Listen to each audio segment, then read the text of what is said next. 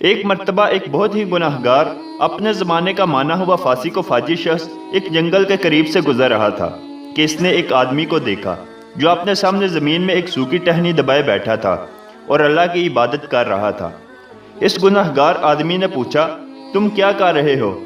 اس نیک اور پرہیزگار بندے نے بتایا، میں سالوں سے دنیا سے دور اس ویرانے میں اللہ کی عبادت کر رہا ہوں۔ جس دن میری عبادت قبول ہوگی اس دن یہ ٹہنی ہری ہو جائے گی، اس طرح مجھے پتہ چل جائے گا کہ میری عبادت قبول ہو گئی۔ اس گناہگار کے دل میں جانے کی آئی کہ وہ بھی زمین میں ایک سوکھی ٹہنی دبا کر بیٹھ گیا اور عبادت کرنے لگا۔ تھوڑی دیر بعد کہیں سے ایک آدمی کی مدد کی پکار آئی اور پکارنے والے نے نکاہت بری آواز میں پانی مانگا۔ دونوں نے سنی انسنی کر دی۔ آواز دوبارہ آئی۔ 3-4 مرتبہ کی پکار کے بعد گناہگار نے نیک شخص سے کہا، میں تو ابھی بیٹھا ہوں، تمہیں کتنا عرصہ ہو گیا ہے، تم ذرا اٹھ کر اسے پانی تو پلا دو، میں تو ابھی بیٹھا ہوں، اٹھنا نہیں چاہتا۔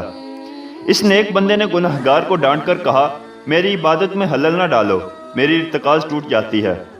جب مدد کی پکار مسلسل آتی رہی تو گناہگار سے رہا نہ گیا، اس نے اپنی جگہ چھوڑی اور پانی پلانے چلا گیا۔ تھوڑی دیر بعد واپس آیا تو اس نے دیکھا کہ اس کی ٹہنی ہری ہو چکی تھی اور اس نیک بندے کی ٹہنی ویسی کی ویسی ہی تھی۔ وہ تو رب ہے جس کی توبہ قبول کر لے۔ کبھی کبھی برسوں کی ریاضت بھی ایک لمحے میں پلٹائی جاتی ہے اور کبھی ایک آنسو توبہ کا سبب بن جاتا ہے۔